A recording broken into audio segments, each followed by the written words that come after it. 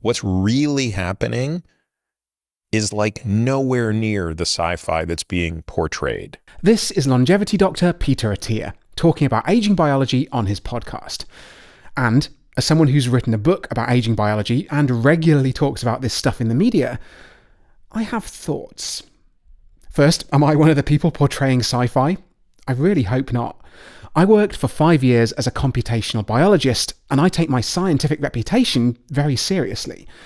And yet, at the same time, I'm happy to talk about the idea of curing aging, and to tell people, even people older than Peter, that there's huge potential for real anti-aging medicines to arrive in their lifetime.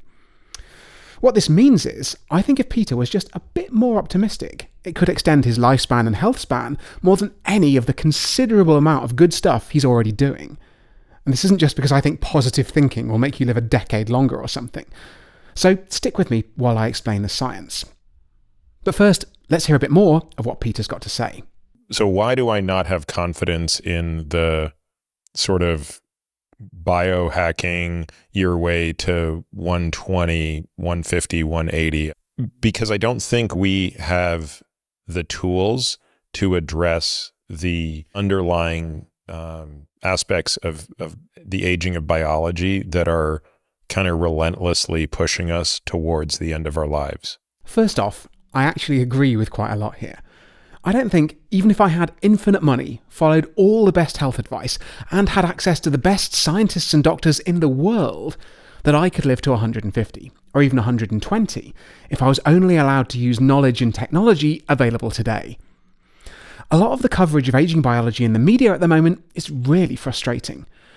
Unfortunately, careful, accurate science just doesn't sell as well as someone claiming that their supplement or protocol will let humans live to 120.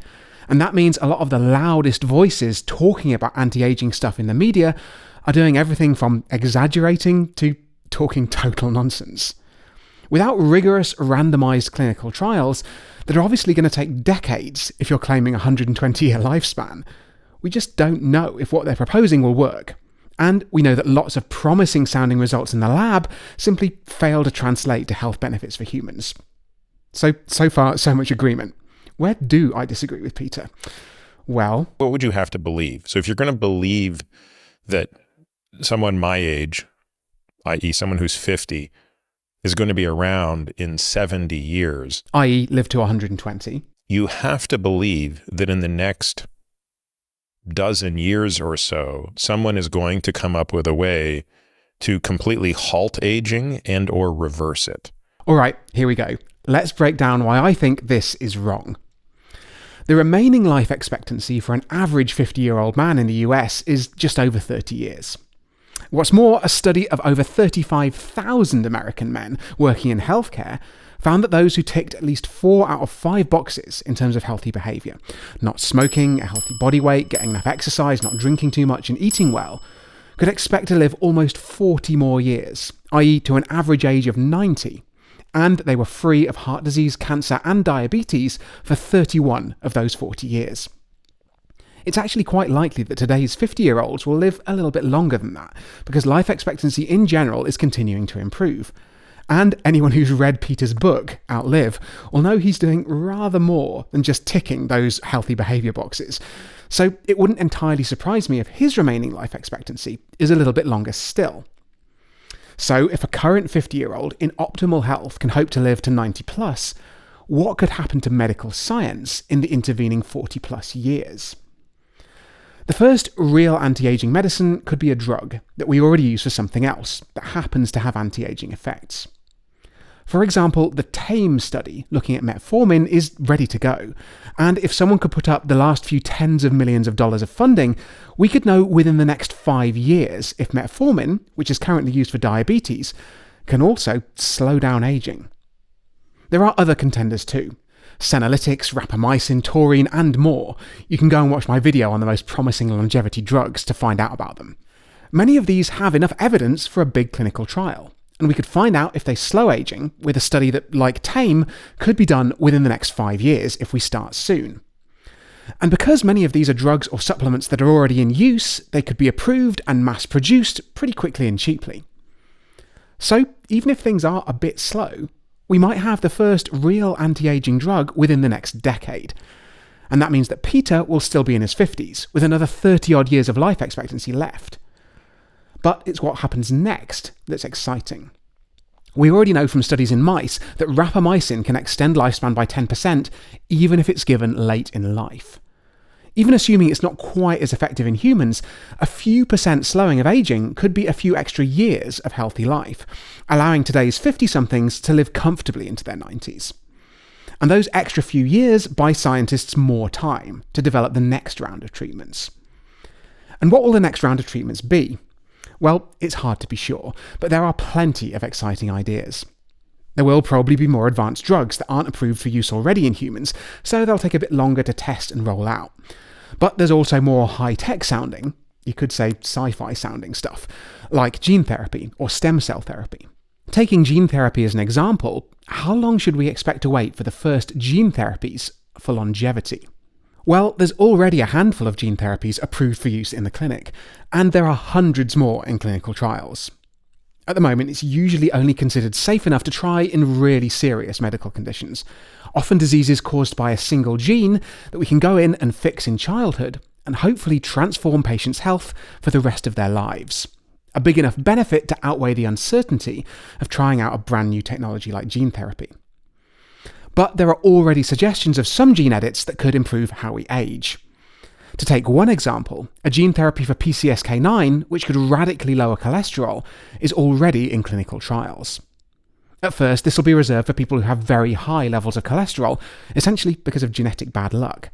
But if it proves effective, and most importantly safe for them, we could imagine rolling it out to a wider audience.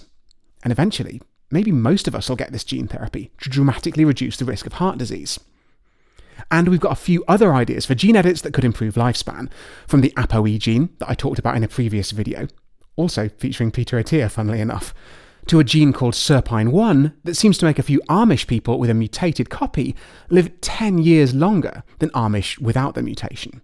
So would I sign up to have my copy of SERPINE1 edited today, or even in 2030? Almost certainly not. But will we get steadily better at understanding how to make precise edits without side effects as we study new technologies like CRISPR in patients with severe diseases? Absolutely yes. So I wouldn't bet against gene editing being safe enough to try out for longevity in otherwise healthy people in the next, say, 20 years. In plenty of time for people like Peter, especially if they can benefit from the first round of longevity drugs that could be with us before then. It's quite conceivable that a few longevity gene edits could add a few more years of healthy life, giving scientists more time, etc., etc. You can see where this is going, right? The longer you live, the more time science has to make breakthroughs to allow you to live even longer. We absolutely don't need just one massive breakthrough that freezes aging in the next 10 years for Peter to have a shot at living to 120. The question is, what will run out first?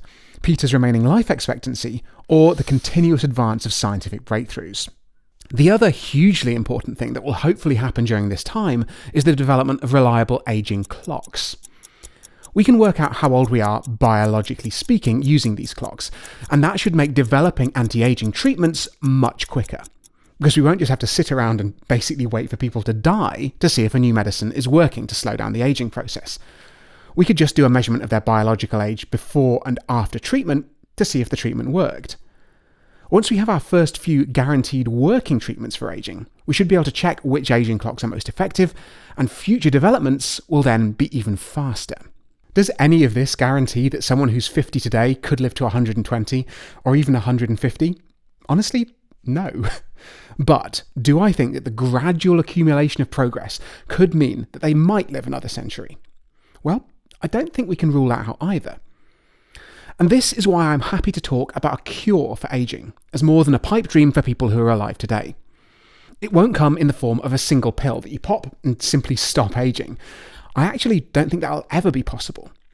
But it will come as a sequence of medical breakthroughs, each individually offering a modest health or lifespan improvement, but which buy scientists time to keep developing more treatments and gradually pave the way to a cure for aging in practice. What I mean by that is a risk of death that doesn't increase depending on how long ago you were born. And if Peter, or someone else who's 50 today, is lucky enough to live to 120, thanks to these gradual improvements in anti-aging medicine, I think it's pretty likely they'll celebrate their 150th birthday too. Because by the time you've got 70 years of scientific progress, developments in AI and more ahead of you, all bets are off as to what might happen. There is one final reason that I disagree with Peter, and this is probably the most important. So back to him to explain.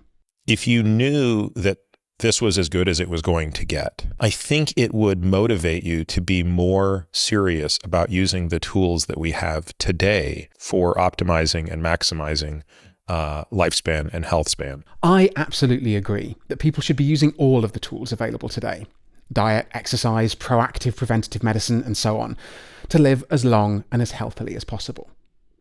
But what's more motivating?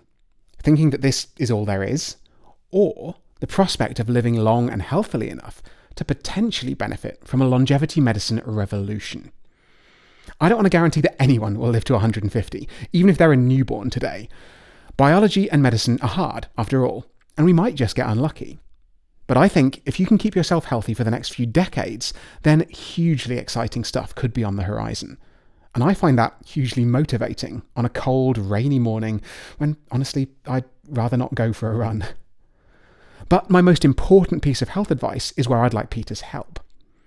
It might sound strange, but I think the single best thing you can do for your health, especially if you're already doing most of what Peter's doing, isn't to spend days poring over a list of supplements to try and biohack your way to 120. It's to campaign for more funding for aging biology research. If we want those drug trials to happen as fast as possible, aging biology simply needs more money.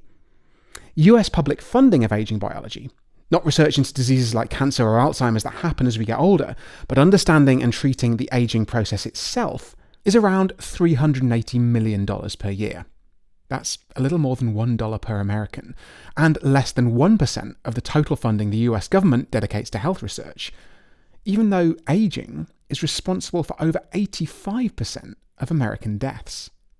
With more money, breakthroughs will happen faster, and that means they'll arrive in time to benefit more people. If I had a platform as big as Peter Attia's, I'd be using it to encourage increased investment in the science. In fact, given everything he's already doing, I actually think it could make a bigger difference to his healthy life expectancy than anything else he could add to his regimen at this point. And for those of us not quite as well known as Peter Attia, learning a bit more about the biology of aging and spreading the word is still one of the most effective things you can do. Not just for your health, but for the health of everyone you love, your friends, and billions of people around the world. If that inspires you to learn a bit more, you might enjoy watching some more aging-related content on my YouTube channel, or reading my book, Ageless: The New Science of Getting Older Without Getting Old. I promise to never promise that you can biohack your way to 150 years old, but a bit of realistic optimism might just make that more likely.